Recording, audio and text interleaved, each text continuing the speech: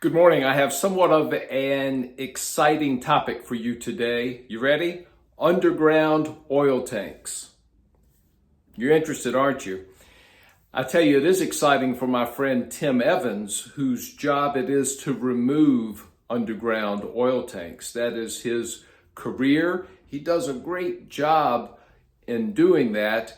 And I just want to talk about the topic today because there are across the country, in the backyards, sometimes the front or side yards of many residences, what the industry may term UST, underground storage tanks. And what we encounter most here in my market is fuel oil. It's old oil tanks, houses built in the 40s or 50s or 60s, and the oil tank was buried out in the yard to fuel systems that were either an oil furnace with forced air or oil fueled radiators, radiator type heat, where the oil runs a boiler that circulates hot water through the house and heats the house that way. And underground oil tanks are still in use.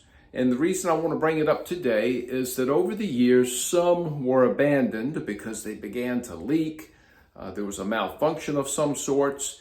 People switched to another form of energy, or they got another oil tank and just set it above ground outside the house.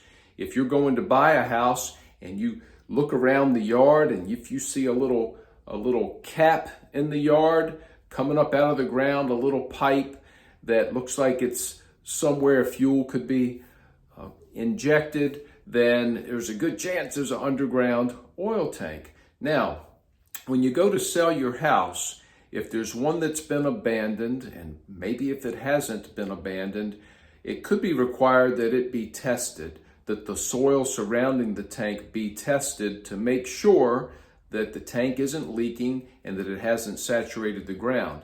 Many types of home loans, mortgages will require, if they learn there's an underground oil tank, they're going to want these tests done for environmental reasons, for safety reasons.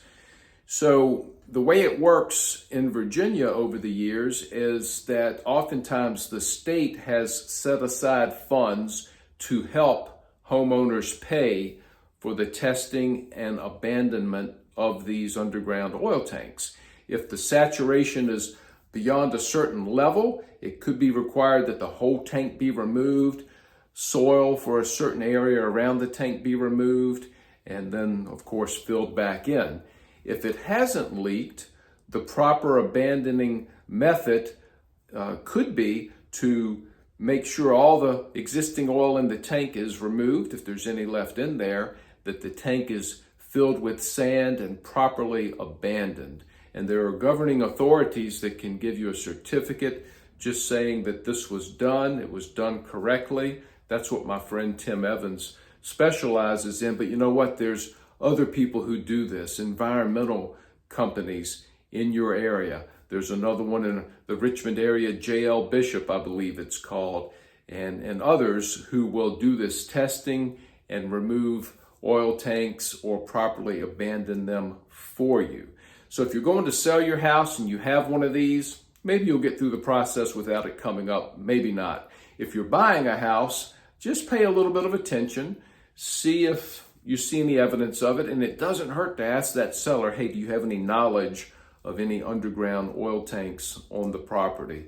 So I thought I'd share a little bit with you today about that, and I hope you have a fantastic week.